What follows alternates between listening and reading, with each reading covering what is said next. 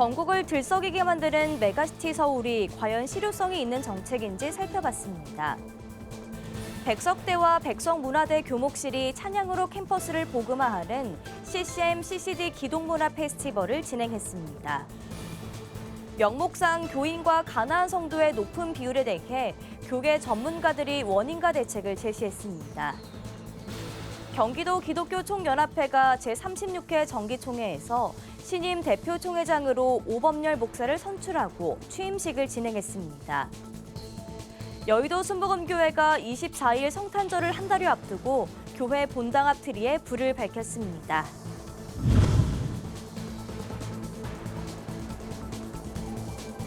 시청자 여러분 안녕하십니까? 구티비 뉴스입니다.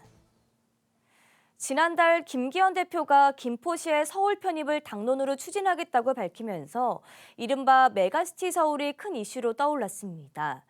총선을 의식한 선거 포퓰리즘이라는 비판도 나오고 있지만 국토 균형 발전의 신호탄이 될 수 있다는 기대감도 나오고 있는데요. 메가시티 서울 논쟁을 살펴봤습니다. 보도에 김혜인 기자입니다. 정부 여당에서 띄운 김포의 서울 편입으로 경기 인접도시까지 들썩이고 있습니다. 메가시티 서울.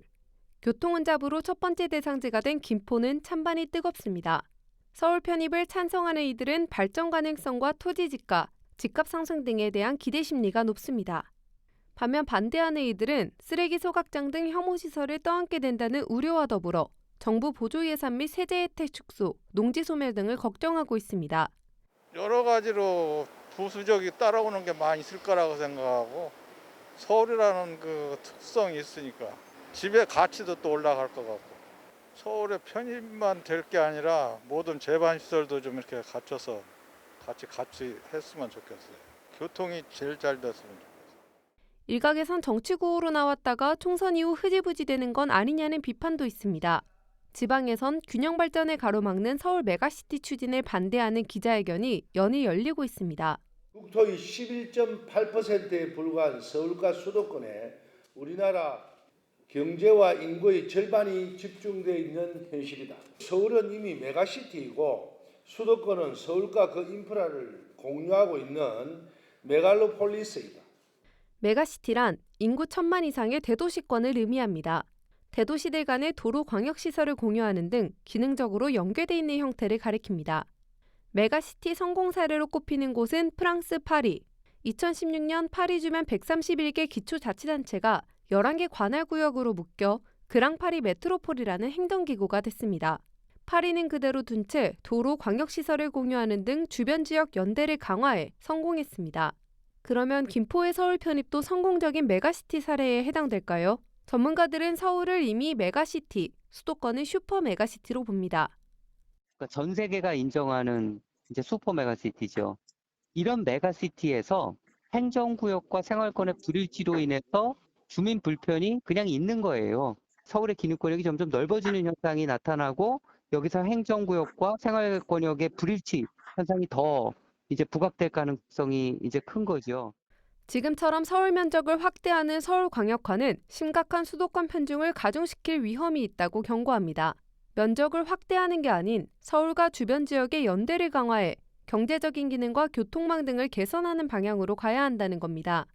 근데 지금 논의는 서울이라는 도시의 면적을, 사람 수를 늘리는 데만 있는데 왜 늘려야 되는지, 뭘 해서 늘려야 되는지 이 얘기는 사실 빠졌거든요. 그러니까 물질적이고 경제적인 그런 욕망을 부추기려고 하는 저는 선거 전략에 지나지 않는다라고 생각하고요.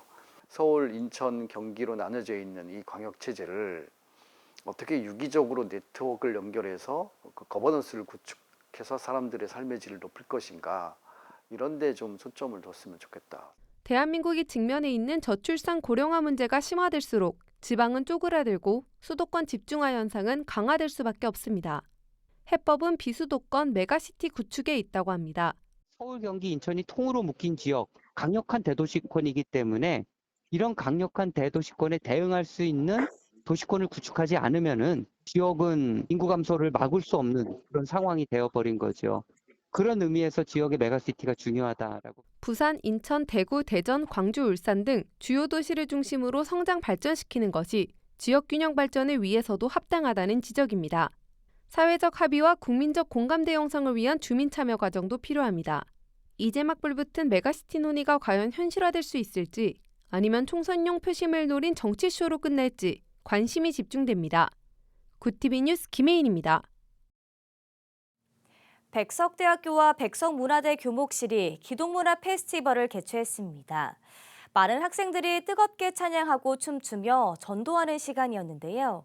재학생들이 각자 지인들을 초청해 음악으로 구원의 기쁨을 알렸습니다. 장세인 기자가 보도합니다. 저녁 늦은 시간, 무대에 올라 화이팅을 외치고는 음악에 몸을 맡깁니다.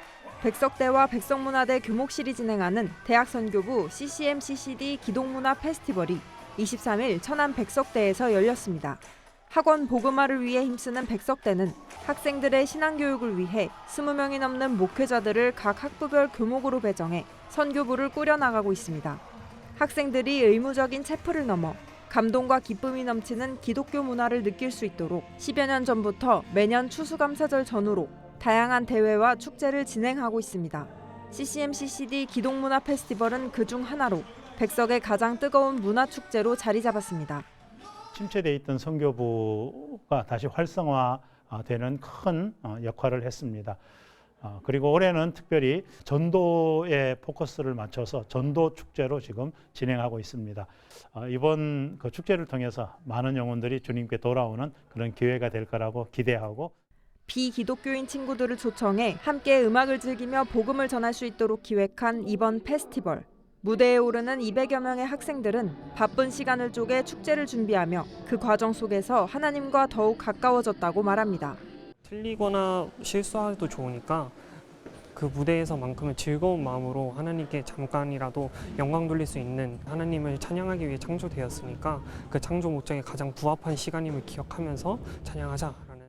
아낌없이 서로를 응원하고 즐기며 하나님을 알아가는 학생들. 온몸으로 드리는 찬양의 열기가 늦은 밤까지 백석을 뜨겁게 달궜습니다. 굿TV 뉴스 장세인입니다. 교회에 출석은 하지만 신앙생활에 대한 의지가 약한 이른바 명목상 교인의 비율이 한국교회 전체 성도의 39%를 차지하는 것으로 통계 결과 나타났습니다. 교회에 출석하지 않는 가나안 성도와 합산하면 한국교회 성도의 절반이 넘는 것으로 추정되는데요. 무엇이 문제인지 교계 전문가들이 원인과 대책을 제시했습니다. 장현우 기자입니다. 지난 8월 교회에 출석하긴 하지만 성경 읽기와 교회 활동을 하지 않고 신앙의 강도가 약한 명목상 교인이 국내 성도의 39%를 차지한다는 통계 결과가 나온 바 있습니다. 이런 가운데 수준별 신앙교육 활성화나 예배 환경의 변화가 필요하다는 대책이 제시됐습니다. 목회 데이터 연구소는 한국교회 명목상 교인 실태 및 신앙의식 결과 발표회를 마련했습니다. 발표회는 통계 결과 발표에 이어 명목상 교인 조사의 의미 강의와 심층 인터뷰를 통해 살펴본 명목상 교인 보고서 발표 순서로 진행됐습니다.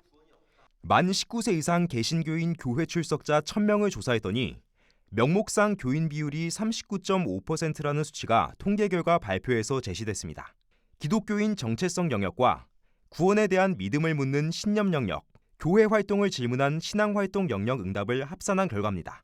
이 각각의 영역을 측정하는 그런 조작적 정의에 의해서 구체적인 질문들을 했습니다. 계산을 해냈을 때 출석 교인 중에 39.5%가 명목상 교인의 비율로 나옵니다. 명목상 교인과 교회에 출석하지 않은 가나안 성도를 합산하면 한국교회 성도의 57.2%를 차지합니다. 신앙 활동에 적극적인 교인보다 큰 비율을 차지하고 있는 겁니다. 명목상 교인으로 있게 되면요, 결국 명목상 교인의 다음 단계가 가나안 성도로 이동할 수 있다는 거예요. 교회를 이탈할 수가 있어요. 더 나가면 이 사람들이 신앙 자체를 이탈할 수가 있어요. 그렇다면 명목상 교인이 되는 이유들은 무엇일까? 교인별 눈높이 신앙교육의 부족과 교회 내 소그룹 공동체로부터의 소외, 목회자의 무관심 등이 원인으로 지목됐습니다. 이에 교계 전문가는 명목상 교인의 신앙심을 강화시키고 교회 이탈을 최소화해야 한다고 강조했습니다. 수준별 신앙교육과 함께 예배 환경의 변화가 필요하다는 겁니다. 눈높이에 맞는 복음의 양육이 절실히 필요합니다. 청년들이 모두 다 화려하고 음향이 크게 나오는 그런 예배를 원하는 건 아니라는 겁니다. 신앙심이 약한 명목상 교인과 가나안 성도가 전체 성도의 절반 이상을 차지하는 만큼 한국교회가 성도 맞춤형 신앙교육 활성화와 예배 환경 다양화 등의 대책을 마련해야 한다는 지적이 나옵니다. 구TV 뉴스 장현우입니다.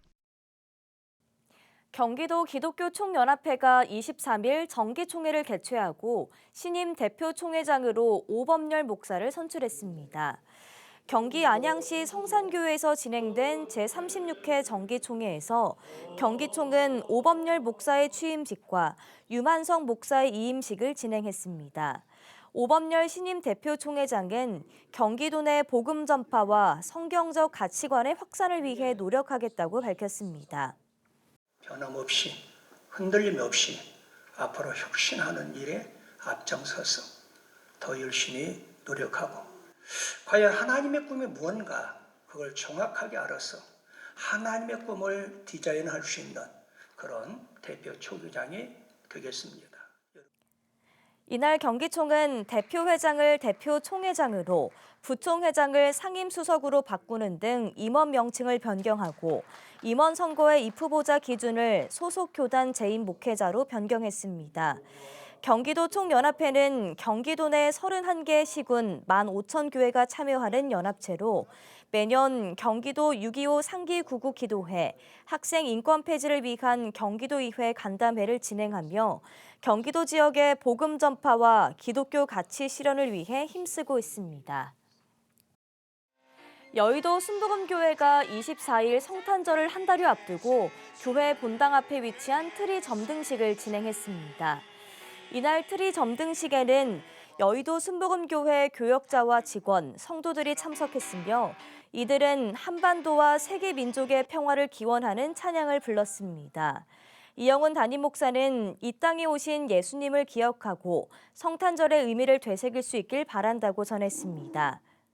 여러분 모두가 사랑과 평화의 사신이 되어서 이 귀한 성탄의 계절에 고통당하는 모든 사람에게 사랑을 전하고 문제와 어려움 가운데 사람들에게 평화를 전하는 여러분 모두 되기를 주님의 이름으로 축원합니다. 할렐루야!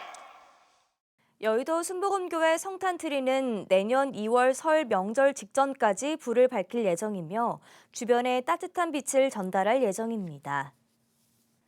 군산 성광교회가 장로, 안수집사, 권사 임직 예배를 드렸습니다.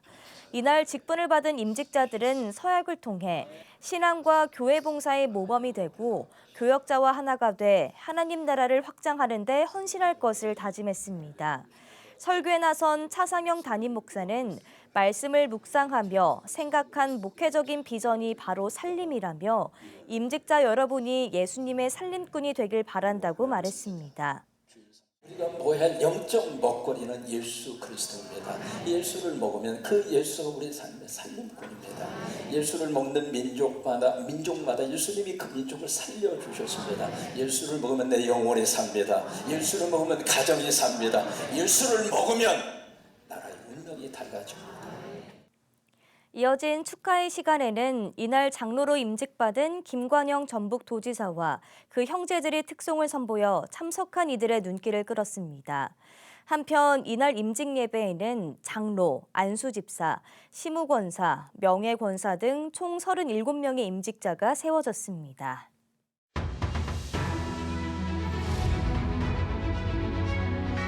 오늘의 이슈 포커스입니다.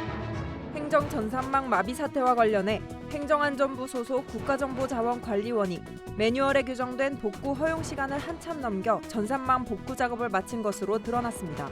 23일 더불어민주당 이영석 의원이 관리한 장애관리 절차서에는 정부의 온라인 민원 서비스 정부24를 공동장비 1등급에 준해 관리하며 이 공동장비 1등급의 장애조치 최대 허용 시간은 105분인 것으로 나타났습니다.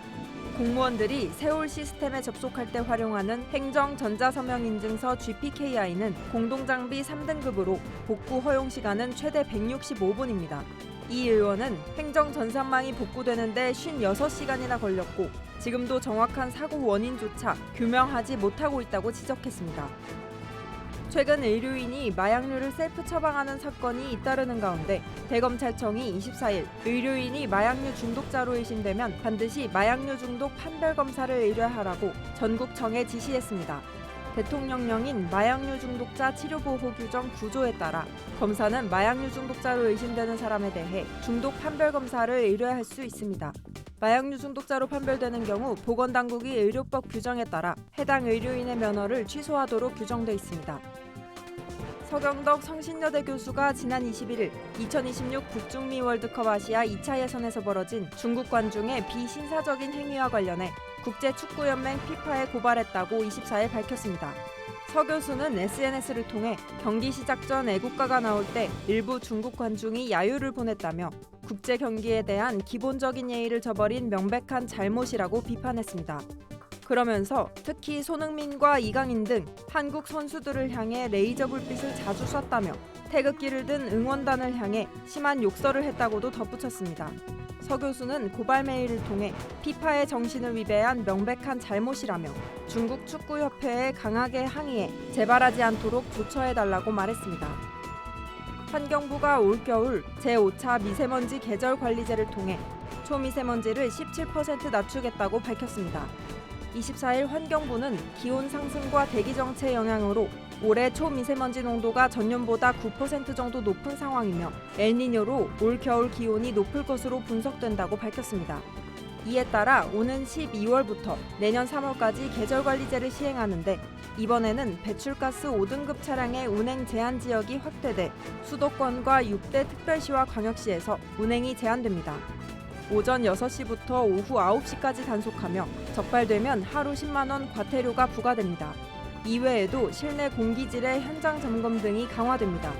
구티비 뉴스 장세인입니다.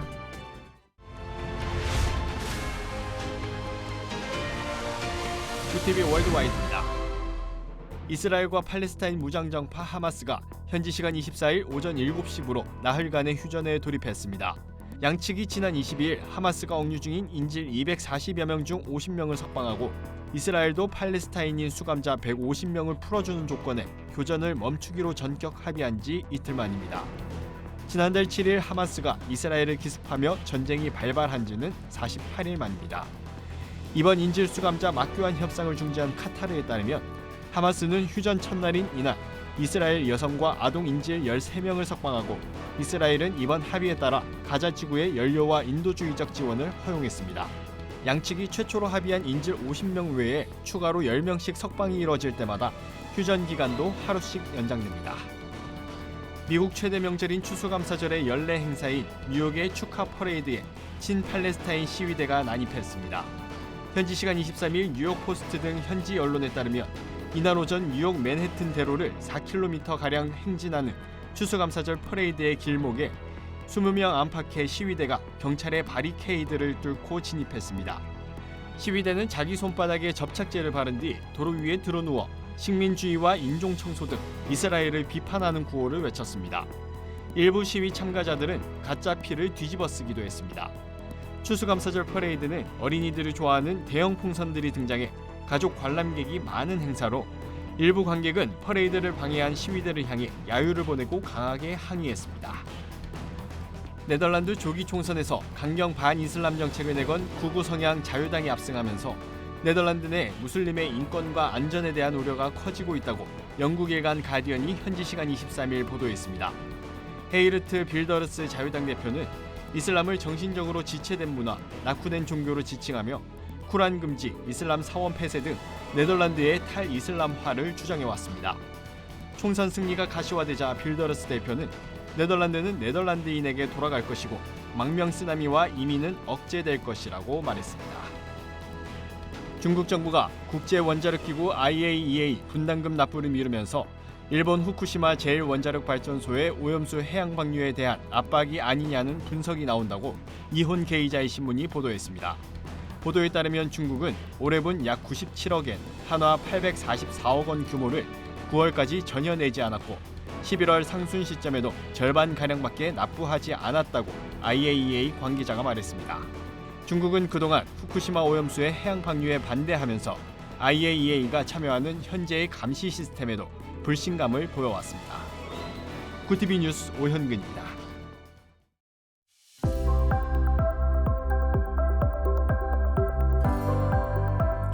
내일은 추위가 더 기승을 부리겠습니다. 서울 아침 기온 영하 6도까지 뚝 떨어지면서 올가을 들어 가장 낮은 기온을 기록하겠는데요. 한낮에도 기온이 크게 오르지 않아 춥겠습니다. 이번 추위는 월요일까지 이어지다가 잠깐 풀리겠습니다. 주말 추위 대비 잘해주시기 바랍니다. 이어서 전국 날씨입니다. 내일 한낮 최고 기온은 서울 4도, 강릉 7도가 예상됩니다. 남부지방은 광주와 대구 8도, 부산 10도, 제주 9도를 보이겠습니다. 날씨였습니다. 정부 행정 전상망 먹통 사태로 얼룩진 한 주였습니다. 디지털 선진국을 자처하고 있는 정부는 재난에 가까운 사태 수습에 진땀을 흘려야 했는데요. 하지만 더 큰 문제는 아직까지 원인 파악이 안 됐다는 겁니다. 문제가 심각한데요. 조속한 해결로 마비된 행정이 정상화되기를 바랍니다. 이상으로 뉴스를 마칩니다. 함께해 주신 여러분 고맙습니다.